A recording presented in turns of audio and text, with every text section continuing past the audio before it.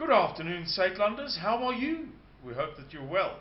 If there's a shimmer or a sheen or a glare on the image, which I don't think there will be because I have a preview here on my laptop screen, and it's not showing, but it was showing. So if you have one, I apologize.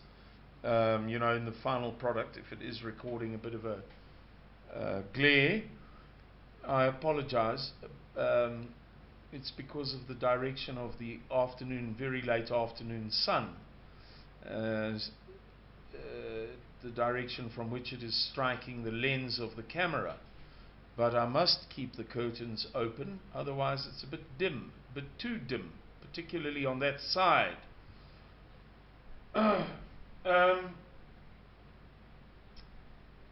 Sorry, I'm just looking at my phones. I'm trying to bring the stuff up, and the stuff that I want to talk about, the article on Zero Hedge, but one of my phones keeps on sort of going zzz, and I lose it. Oh dear. I don't know if we're going to be able to do this. Let's try. Alright, here we go. Zero Hedge, the 12th of September 2020. Again, a very good example of something that I've been wanting to do a video on for a long time. Made a note of it, kept a copy of the article on my telephone, but didn't get around to it, and it wasn't the priority. Nevertheless, still worth it. Here goes. Written by Tyler Durden. Some of you will know what that means. So, never mind. Google Geofence. That's the name of the thing, the product.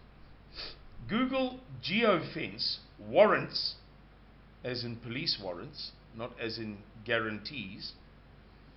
Google Geofence warrants keep locking up innocent people who were in proximity of a crime scene. So what the point of this story is that I'd like to share with you today is that we're living in a dystopia, the opposite of a utopia, much like that described in George Orwell's famous book 1984.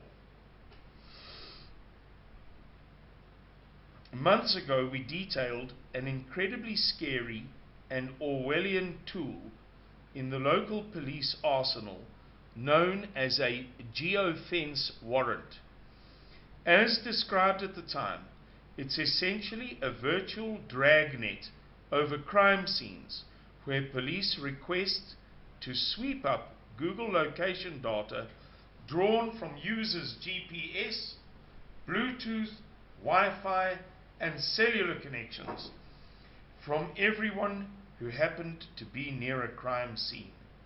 From this blanket of surveillance, law enforcement then tried to figure out which phones may be tied to suspects or possible witnesses. A delicious sip of tasty water.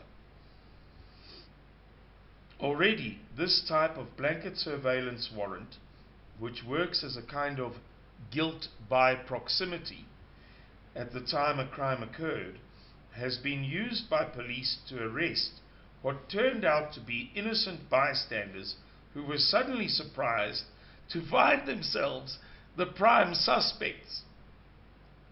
It's perhaps been used only dozens of times in certain states, but will likely only increase alongside similar pre-crime algorithm technologies. In other words, they're referring to technology that is being developed, some of you may be aware of it, which is meant to identify the perpetrator or the intent to perpetrate, the perpetrator of a crime or the intention to perpetrate a crime beforehand. In one instance earlier this year, a Gainesville, Florida man was caught up in a legal nightmare because he merely rode his bicycle unbeknownst near a home burglary and around about the same time that it happened, the home burglary. And it was in 2018 that for the first time a man had been falsely, so this goes back 2 years, had been falsely accused and arrested based on a controversial geofence warrant for the crime of murder. And this is no jokes, folks. I wouldn't say this is the most important article that we've covered this week or this month or this year, or the most directly relevant to Saidlanders and our cause. But I would say that it is an ominous forewarning of the society in which we may expect to live in years to come, similar to the I'm trying to think of the right word, let's say again, ominous forewarning that we have received about, for instance, South Africa's contracting to be amongst the first 14 or 15 countries in the world to implement a European, a British designed voluntary vaccine compulsory passport system for the COVID-19, as reported on this self-same website, Zero Hedge, and revealed on that company, oh man, what is this now? I can't think of it. And reported on that company's website.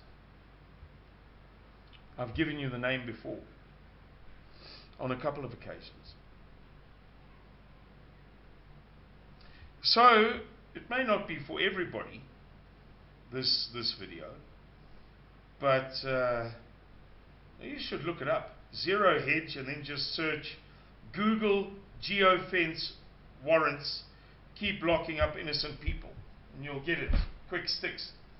As I said, from the 12th of Saturday, the 12th of September 2020 at 3:30. 3:30 in the afternoon it was published.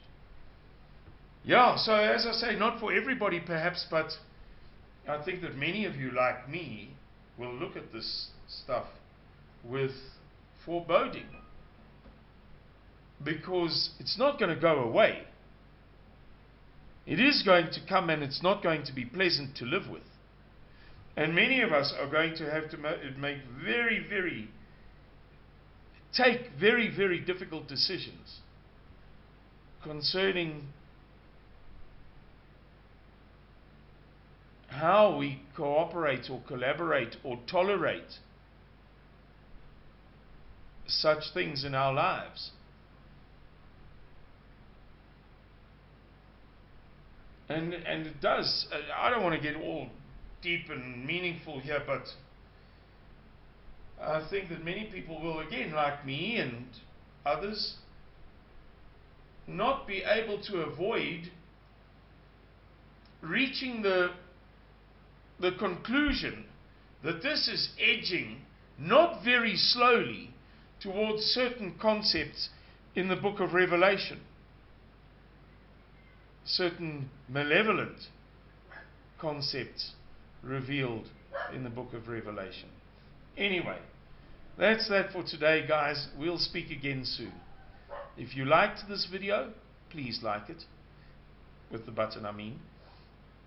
Subscribe to the channel and share this video if you think it will be of some profit to the people that you care about. Thank you for watching. May our Lord, our God, bless and keep you in the times that lie ahead of us. Cheerio and bye-bye.